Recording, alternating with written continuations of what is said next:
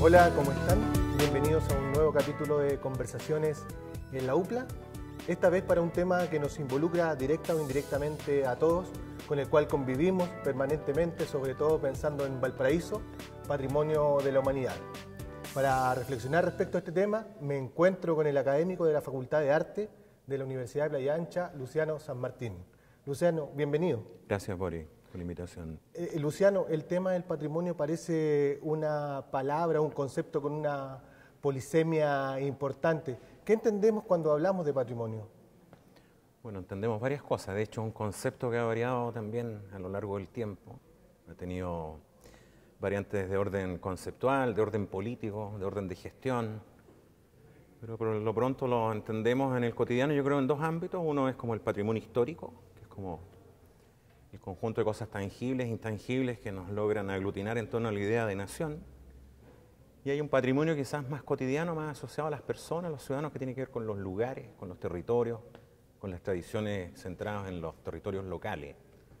Tiene que ver también con las construcciones socioemocionales con el territorio, lo que Bachelard llamaba las topofilias, cómo yo me logro anclar, cómo me logro enraizar a ciertos lugares que pueden ser un club deportivo, por ejemplo en la Avenida Alemania, los auditorios en Valparaíso, los clubes de barrio, agrupaciones naturales de base, o actividades o lugares como el monumento a la fosa común del terremoto 1906 en la parte alta, algunos eventos de orden que tienen que ver con las historias de poblamiento, ¿no?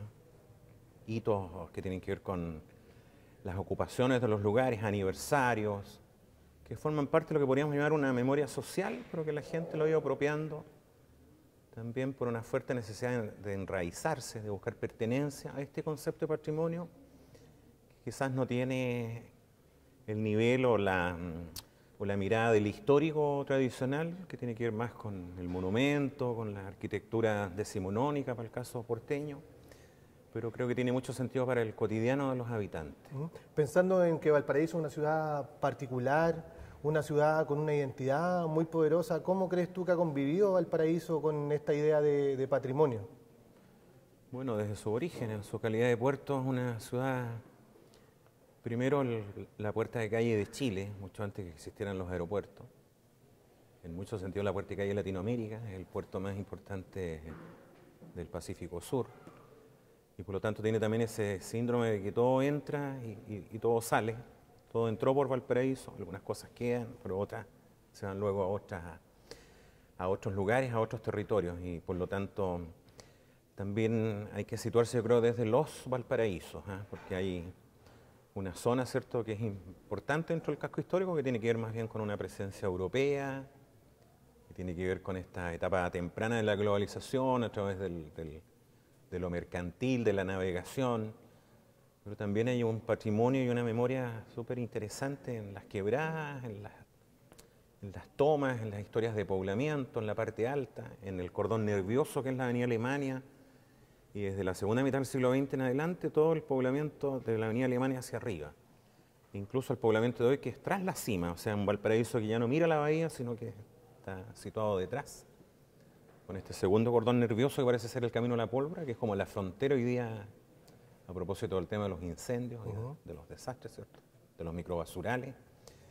Entonces hay un conjunto de Valparaísos que yo creo que la gente tiene en alto precio. Yo creo que hay muchos sentidos de pertenencia, hay muchas identidades focalizadas en los cerros, en los barrios.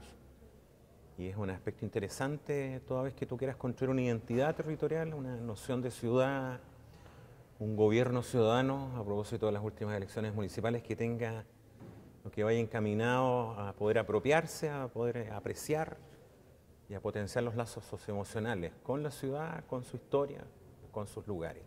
Quería ir precisamente a esa experiencia política que se vivió hace algún tiempo con la irrupción de Jorge Sharp y las organizaciones ciudadanas, donde parte del discurso, ¿cierto?, intentaba demostrar una suerte de abandono de la ciudad, una suerte de dejación de la ciudad ya acumulada en el tiempo. ¿Cuál es tu opinión respecto a ese discurso de poco cuidado con lo que representa ese patrimonio mirado históricamente, pero también en el presente de la ciudad de Valparaíso? Bueno, hay sin duda desde muchos años, desde la época de la nominación, una ausencia progresiva, histórica podríamos llamar hoy día, del Estado quizás en la figura patrimonial. O sea, efectivamente sin una participación estatal a gran escala, la ciudad no va a poder restaurar y recuperar el patrimonio histórico, del casco histórico. En segundo lugar, hay también una suerte de trabajo que hay que realizar a nivel ciudadano. De hecho, parte de lo que voy a exponer más rato tiene que ver con eso, un poco cómo los habitantes se apropian, la diferencia entre el patrimonio histórico, que es algo que en la escuela, por ejemplo, el profesor me indica desde afuera, aprenderme nombre de lugar, nombre de personaje, de un territorio que no es el mío, como que yo aprendo el patrimonio de otro, el de la parte baja, que podría ser la contraparte con la memoria, que la memoria involucra lazos socioemocionales con el territorio. Entonces quizás una clave a nivel educativo, que es un poco el área que me dedico yo, educación y patrimonio, tiene que ver con la transferencia que el niño o la niña puede hacer desde su territorio, logrando apreciar su memoria, transferirlo a otras realidades que no le son propias, ¿no? Y que yo creo que se grafican en preguntas, ¿no? Tiene que ver en cómo finalmente el ciudadano se apropia, ¿no?, de lugares que son de otras épocas o de otras personas, porque el patrimonio también tiene que ver con la política, ¿no?, en el sentido de biopolítica Foucaultiana o de micropolítica, tiene que ver también con quién decide lo que se recuerda y quién decide el olvido, y tiene que ver cómo los grupos humanos, es un concepto relacional, cómo los grupos humanos deciden qué es lo memorable, qué es lo que hay que recordar. Y cuando uno decide que hay que recordar, uno lo puede hacer en un ejercicio familiar, por ejemplo, cuando la familia se decide, o si yo te dijera, tráeme solamente un objeto que sea recordable de tu infancia, hay un acto de edición, ¿cierto?, que tiene que ver con las emociones. Y por lo tanto el tema de trabajar en Valparaíso es que hay un patrimonio histórico, pero que todos los territorios tienen que ver con las emocionalidades, de modo tal que el habitante, para que logre apreciar esa realidad otra, que tiene que ver con la historia a lo mejor, la historia es algo alejado del habitante cotidiano. La gente vive en marcos sociales de memoria, no vive, la gente común y corriente no hace historiografía. Tú eres posgraduado en historia, así que entiendes de qué te digo. Entonces, hay ejercicios de transferencia interesantes que tienen que ver con modelos de gestión política. Efectivamente, porque el modelo de gestión política es el que da el encuadre, el que da la mirada de cómo recuperar y poner al mismo nivel de valoración todas las memorias, todas las pertenencias y todas las identidades, de modo tal que uno pueda transferir de una a otra. Tiene que ver con la otredad, con la alteridad social dentro de la misma ciudad, sí, con la recuperación del espacio público. Solo a modo de supuesto, porque parece que esa emocionalidad dentro del acto educativo significaría marcar la diferencia respecto a la apropiación de lo que es el patrimonio. Parece que el modelo educativo hasta ahora en Chile ha girado en el otro sentido, en enseñar cuestiones que están más bien petrificadas, más que apropiadas. ¿Qué debería pasar para que emocionalidad sea el elemento a transferir en las personas que se están formando en Valparaíso, en este caso específico? Bueno, efectivamente, tanto en los enunciados, los planes y programas.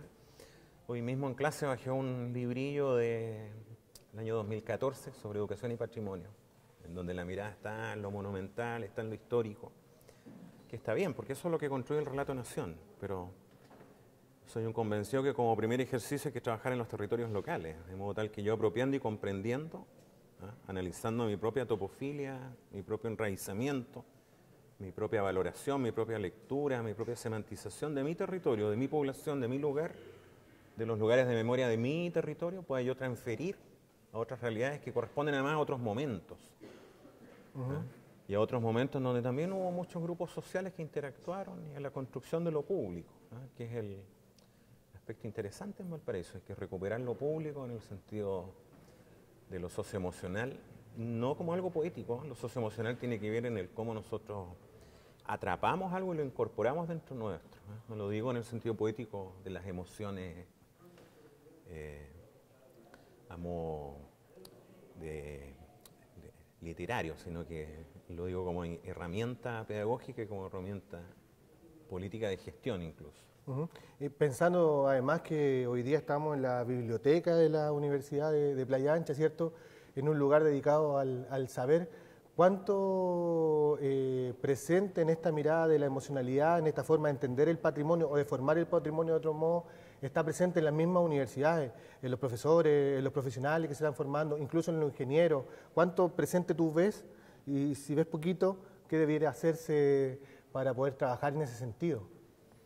Bueno, en nuestra universidad las carreras pedagógicas están marcadas, hay optativos que dan cuenta de ellos, hay varias asignaturas además que por un sentido de pertinencia, yo creo que la universidad está situada en Valparaíso, hay un trabajo interesante, todo lo que hace la universidad además en el tema de Playa Ancha, que es un proyecto que tú conoces en detalle, que es recuperación de memoria local, pero en un sentido genérico quizás no, porque hay un proyecto del Consejo de Rectores de Valparaíso, que tiene una comisión de patrimonio, que es la que organiza este encuentro de hoy, y que precisamente tiene como propósito generar un optativo sello de las universidades del Consejo de Rectores de Valparaíso. Que sea un optativo de primer año y que sea sello de las personas que postulen a estudiar en la ciudad de Valparaíso, sobre patrimonio, sobre memoria social. En construcción esa área, para que las 4 universidades la dicten en primer año, en todas las carreras. Luciano, aprovechando que estamos cerrando ya este primer capítulo, no puedo dejar de preguntarte por la experiencia que tú también has tenido en cargos públicos desde el ámbito de la cultura y el patrimonio. ¿Alguna idea para un alcalde joven que se enfrenta a una ciudad compleja, muy heterogénea en su misma composición, respecto a qué lugar debiese tener el patrimonio en esa mirada política que llega con aires nuevos?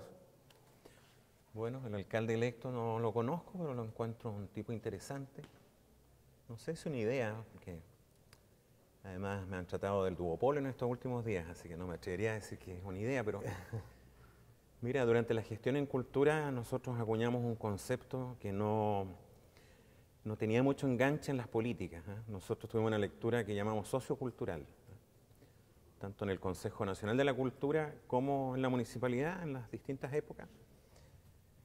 Construimos un concepto de cultura que tenía que ver con el cotidiano, tenía que ver con procesos colectivos, tenía que ver con apropiación de memorias sociales, tenía que ver con sentidos de pertenencia, con creaciones de carácter comunitario en donde el resultado final podía tener o no calidad estética, pero lo valioso era el proceso. Esa es la razón por la cual viajamos a Montevideo, por ejemplo, a conocer las escuelas de carnavales en su minuto, con la idea de que los barrios se activaran y se recuperara lo público, no lo público como sinónimo de calle o de plaza, sino que lo público como sinónimo de expresión, de sentimientos, de demostración de pensamientos, de ideología, de creencias. Y por lo tanto, en la parte práctica siempre traté, con escasos resultados, porque no es la lógica del sistema, de cruzar, por ejemplo, en la municipalidad, la DIDECO, que es la Dirección de Desarrollo Comunitario, con cultura. O cuando trabajé en el Consejo Nacional, con lo que en esa época era Mideplan. Entonces, cuando yo desarrollaste, eso es Mideplan, me decían. Estamos en cultura, que era como arte y bellas artes. O en la municipalidad me decían, pero eso es del área social, es decir, tú soy cultura. Y yo soy un convencido que hay un punto de cruce. Recibí además, cuando estaba en la MUNI, una delegación de Barcelona que era del Instituto de Desarrollo Social y Paisaje Urbano. Ellos habían cruzado algo así como la dirección de obra con el área social. Diseñaron un concepto de paisaje urbano extenso, abierto. Y yo creo que si algo interesante se puede hacer en la municipalidad va por esa área, que la Dirección de Cultura debe definir en una ciudad donde hay cultura universitaria, hay cultura ministerial, hay cultura que se realiza por el solo hecho de gestionar, hay mucho autogestor, es una ciudad que tiene mucha actividad cultural. La municipalidad debe decidir de cuáles son esos frentes y quizás un frente interesante sea cruzarse con el área social en función de estos objetivos que tienen que ver con calidad de vida, con recuperación de lo público, con reconstrucción y afianzamiento de lo democrático, con pedagogía social.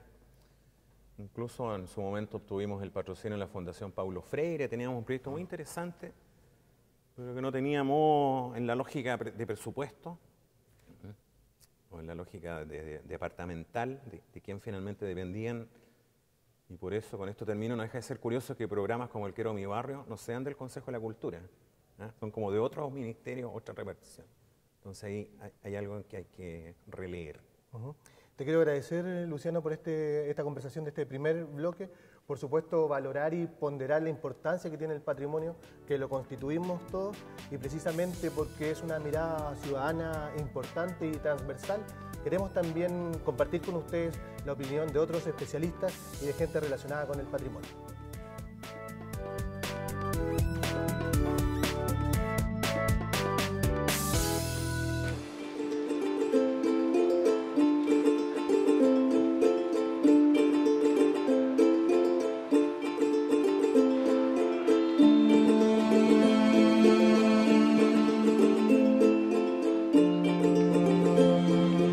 Desde el año 2003, Valparaíso, que fue designada como ciudad patrimonial, ha habido diferentes tipos de efectos, entre otros elementos lo que tiene que ver con la gentrificación, la especulación urbana, situación de deterioro. Desde la perspectiva del arte, indudablemente está la reflexión sobre la ciudad de Valparaíso.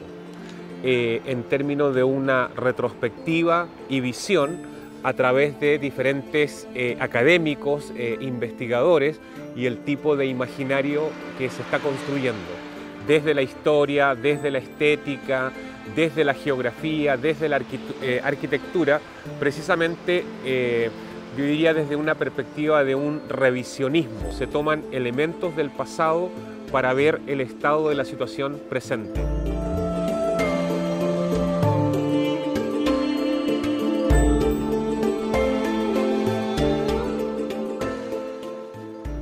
El patrimonio de Valparaíso está amenazado tanto por amenazas, las llamadas amenazas naturales, como por amenazas antrópicas o inducidas por el hombre.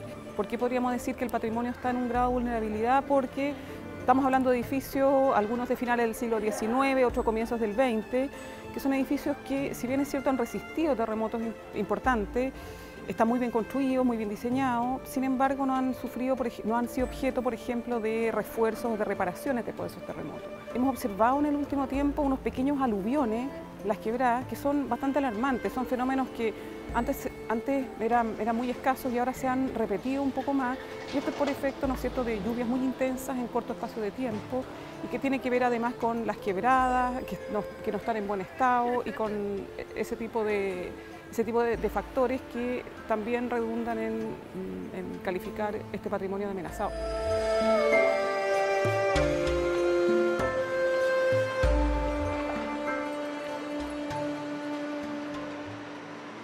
Y además las quebradas en el fondo son verdaderas cuencas ecológicas que no tienen mucho tratamiento, diríamos que son bastante olvidadas, pero son muy ricas en biomasa.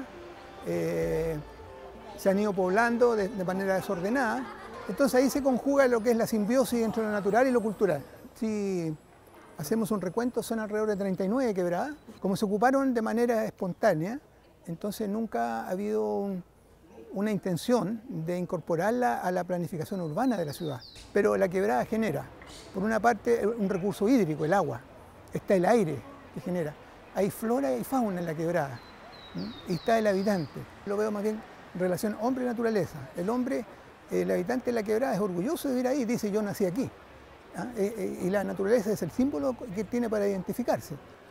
El patrimonio natural depende, hay comisiones que están a cargo de eso, que tienen responsabilidades ante las autoridades de gobierno como ante la UNESCO.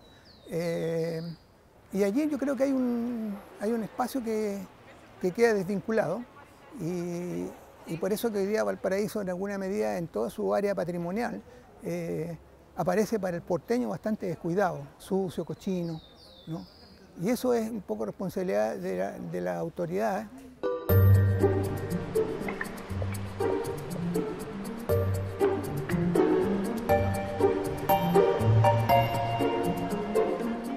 Creo que cada vez se ha ido tomando más conciencia a nivel, entre otras instancias, de lo que son las políticas del Consejo de la Cultura de las Artes. Es decir, el patrimonio está incorporado como una variable en el sistema formal de enseñanza, porque en la medida que los alumnos toman conocimiento sobre la historia, sobre el patrimonio, pueden desarrollar una memoria y esa memoria ser reactivada y que genere una revalorización de su experiencia en la ciudad, porque en la práctica la ciudad hay que entenderla como un espacio para habitarla y de qué modo acoge a ese sujeto.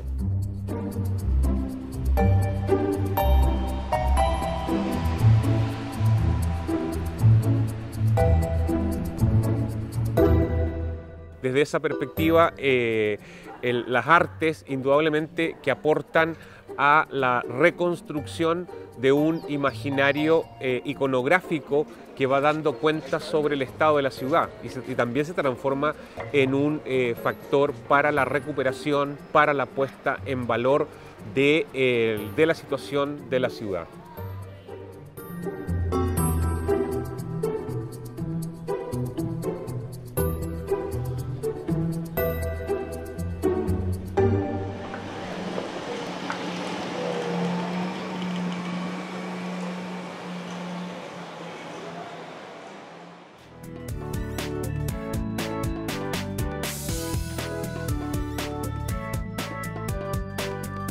Seguir conversando este importante tema en este nuevo capítulo de Conversaciones en la UPLA, me encuentro con el arquitecto Pablo Millán.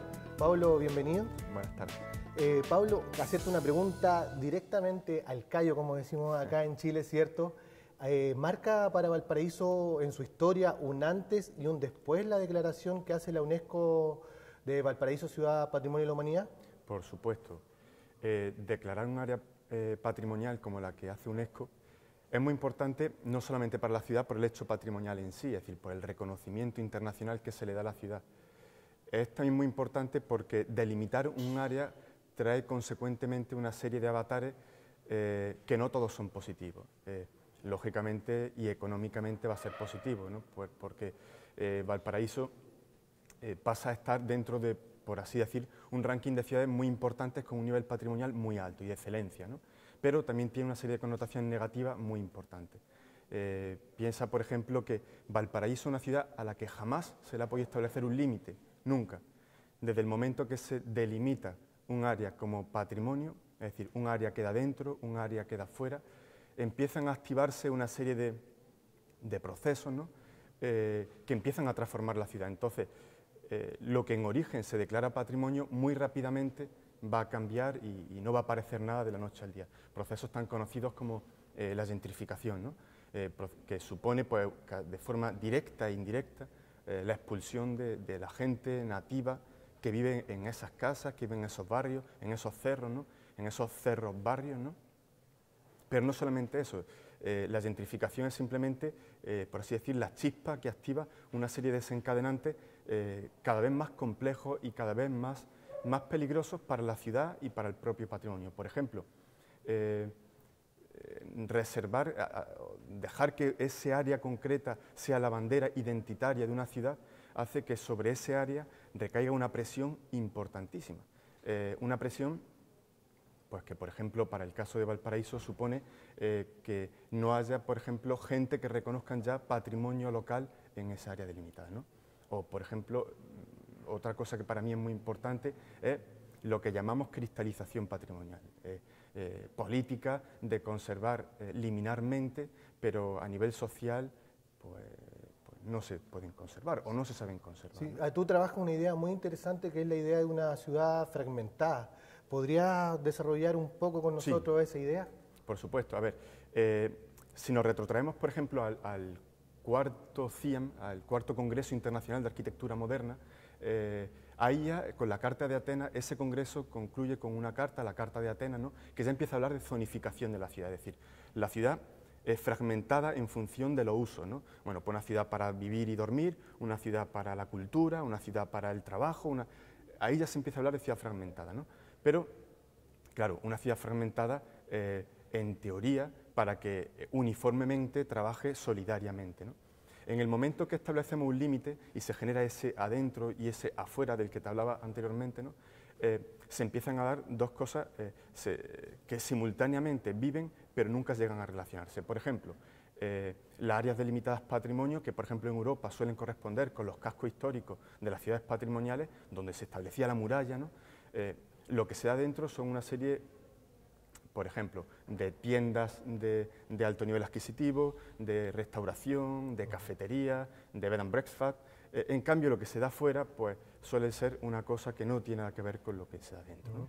Bueno, y si luego ya hablamos de dónde va la gente que vivía en las áreas que han sido declaradas Patrimonio UNESCO, seguramente ni van a ir en barrio, no van a ir juntas, comenzará una égira, pues que no sabemos dónde acabará. Sí, parece ser también una distribución de la ciudad bastante clasista, y nosotros tenemos la imagen del gran incendio que vivió Valparaíso el año 2014, que un poco está asociado a lo que tú comentas, un lugar reservado para la clase alta y la invisibilidad para la clase baja que sufre desastres como lo que vivió Valparaíso hace un par de años.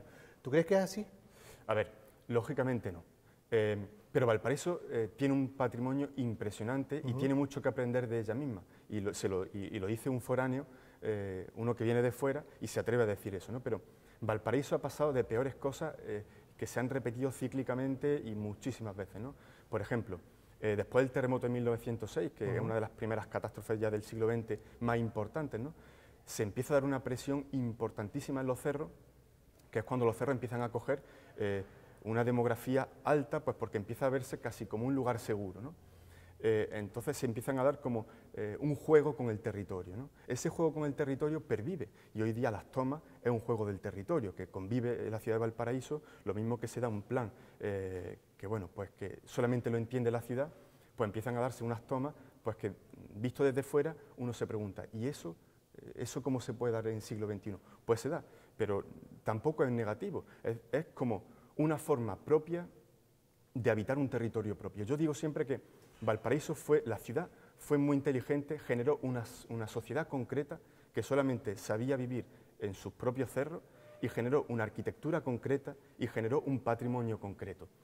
Por ejemplo, un inciso, como anécdota, hay una revista, la revista Zigzag, bueno, que es una revista que tiene una tirada amplia en un espectro cronológico amplio, y que la gente del plan, que normalmente solía ser gente que venían de fuera, pues europeos y demás, ¿no?, miraban a los cerros con cierto recelo diciendo, ¿pero quién puede vivir ahí? Bueno, pues vivía la gente de Valparaíso. Cuando se produce la gran implosión de los cerros y empiezan a llegar gente, sobre todo de la periferia, de los pueblos de periferia y demás, desarrollaron un modelo de hábitat concreto, bueno, que pervive hasta hoy día, y eso es patrimonio, ¿no? Entonces yo cuando pasan, lógicamente, catástrofes como la del incendio del 14, ¿no?, y empiezan a salir ciertos recursos casi de generación espontánea, eso es hábitat propio de Valparaíso, y también es patrimonio. También en tu tesis doctoral, muy interesante, le das un papel fundamental a esta idea de los conventillos. También, si pudieses compartir con nosotros esa idea que tú anclas tan propia de Valparaíso. Sí, a ver, yo lo que digo de Valparaíso, donde yo encuentro el motivo de excepcionalidad del conventillo, y también aquí hago otro inciso, un conventillo per se es un elemento completamente negativo, porque es una infravivienda, una vivienda que no tiene prácticamente ningún, bueno, ni condición higiénica alguna, ¿no? Es decir, es muy precaria, ¿no? Pero en Valparaíso se dan varias circunstancias que hacen que empiece a desarrollarse un modelo positivo, contra pronóstico, contra cualquier conventillo que haya en cualquier otra periferia. Y digo esto y subrayo esto porque Santiago, cuando digo Santiago quiero decir el gobierno central del país, en muchas ocasiones va a intentar conformar todas esas periferias con respecto a lo que ellos entienden por periferia, y Valparaíso nunca se lo va a dejar.